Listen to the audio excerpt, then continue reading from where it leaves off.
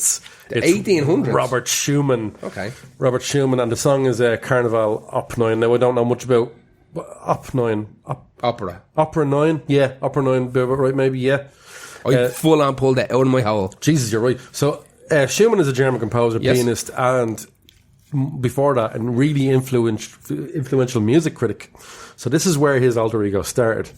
So just a quick background of Robert Schumann's mental state before this happened, as he was suffering from a mental disorder that first manifested in 1883 as severe melancholic depressive episodes, which is just super depression. Just a cannot move depression. Bet you had syphilis or something as well.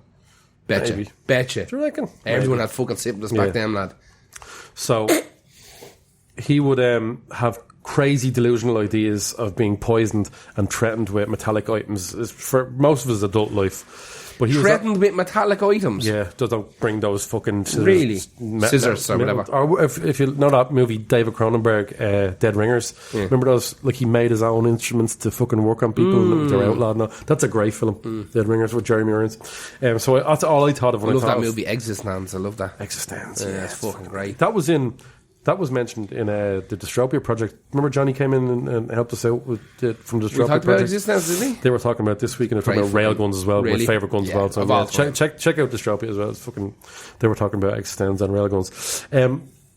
So he was I didn't know much about music critical magazines. Yeah. So, like, if you can think about back in the 1800s, there was like an NME back then. I was about to say NME, probably started. But this is what it was called, right? It was Music called Mega, huh? New Zeitschrift More Music, which basically translates to the New Journal of Music. Yeah, I was about to say that, yeah. So NJM is what that was back in the 1800s. So he would review Mary Jane's Mangina. Schumann, even as a composer, then would review other people's music, like under the names Florestan and Eusebius. So I think no matter whether he wanted to give something a good review or a bad review, he would go under these two names. But then it manifested itself into him creating music under those names. Really? So the Carnival work, the one that I mentioned here, is the title of two pieces that he wrote called Florestan and Eusebius. He gave two parts of his personality to the critique of other people's music that bled into his music as well under these two names. So Florestan was Schumann recording as a bold kind of like the loud kind of impetuous kind of stuff, and Eusebius's music was this kind of weird introspective dreamy kind of relaxed stuff. And sometimes people need to, like, remember we talked about in the last episode with the people that had mental issues, sometimes people need what to did we even call that podcast? That's about 18 names. Jeez, we had to come up with a different. I called it just different. Yeah. So Devin Townsend had that once he came out of the mental asylum. Yeah. Finally understood that there's two parts of his personality that creates music, and it's easier for him to note it as those two things. And this is the same case here, but much earlier, 1800s job. So those were two parts of his sort of imagination, and I think even he credited some of the music to these two names, Florestan and Eusebius. Eusebius is a fucking great word. Florestan is good, but Eusebius is something a killer. That. Sounds like something from the Matrix. Eusebius. So especially the Carnival works, is when he basically broke it into two, pretended to be two composers that were these two people, based on his writings beforehand. But unfortunately, he was absolutely batshit fucking nuts mad, and we can say that because this is in the Mental Illness podcast. He was a lula, woo woo, kuka, crazy in the coconut. We can say this now. After a suicide attempt in 1854, he was admitted to a mental asylum under his own request.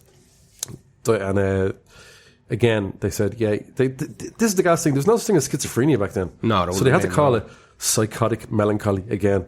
And he died of pneumonia 2 years later. Did you ever hear about before he was fixed? Women that used to go for like depressive episodes to doctors. They were just having an L period. No. They used to go. This is a real thing. But didn't women get admitted to mental institutions when they had like maybe? I know they used to like put them in vicious huts periods and stuff like that way back in the way when.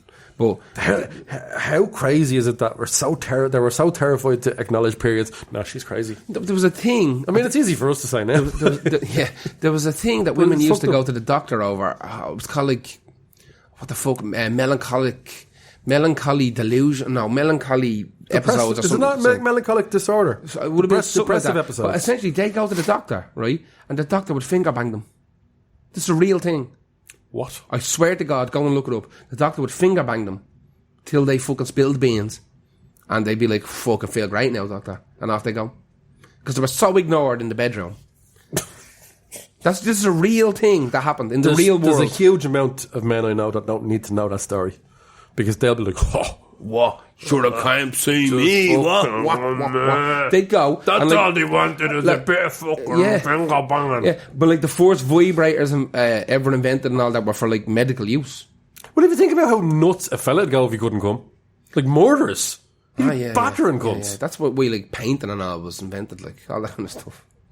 Like everything was invented because lads couldn't. The moral of the story is come. Yeah, just come. Yeah, blow muck. Just come. Blow muck. Spill your filthy nuts. yogurt upon the ground. Your human mayo. Yeah, exactly. Your humanus. That was our podcast. Yeah, good night now. See ya. That was our podcast of alter egos and how artists sometimes have to create a different persona. It could be for legal reasons. It could be for fucking many reasons. It could be just, like we said before, for they want to release a project that isn't tied to them and they can't be criticised over it. And more bands should do it. More bands should do it just based on the fact, especially that XTC story. It sounded like they needed to get that out of their system. They wanted to do it, yeah. Yeah. They absolutely wanted to do it. So as always, here's the bit of the podcast nobody actually listens to. You have definitely turned it off by now. If you haven't, fair play. It must be your first time You're missing listening. the finger banging bit. Must be your first time listening. You can support us. I'm full of belches now because I'm after drinking loads of fucking IPAs. Jesus Christ, go away. You can support us by going to, what the fuck is it, patreon.com/Lost Art Podcast. Yes. It's less than €5 a month.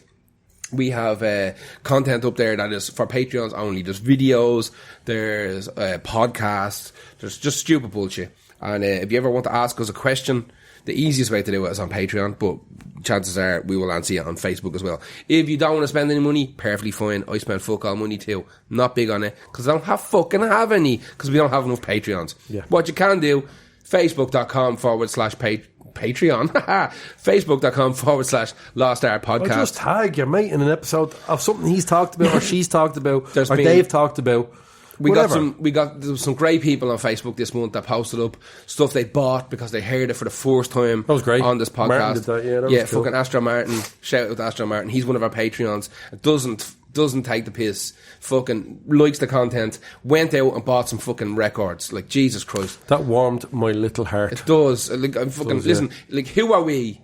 You know what I mean? We're not telling people what to listen to, but it's cool that they pick something. We've learned as much as you have from this podcast. 100%. We are forever searching for new stuff to listen to. Otherwise, we are literally just going to listen to fucking the same Cure album and the same Radiohead album until the day we die. Yeah. It's just, that's a fact. This has been an eye-opening experience. Exactly. Thank you very much. Thanks for listening to the Lost Art Podcast. And please just follow us, rate, review, subscribe, all the normal shit you hear from all the other podcasts.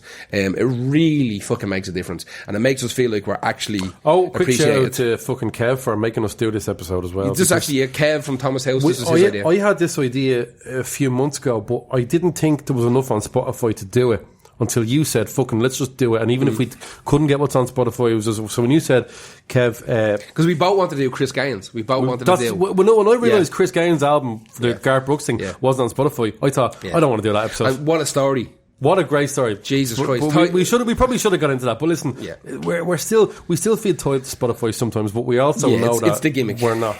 Yeah. We're not. But that was Kev's pushing us to fucking go for it. So thank you very much. Thanks. And we will be back again in a week with more absolute inane ramblings. Thank you very much.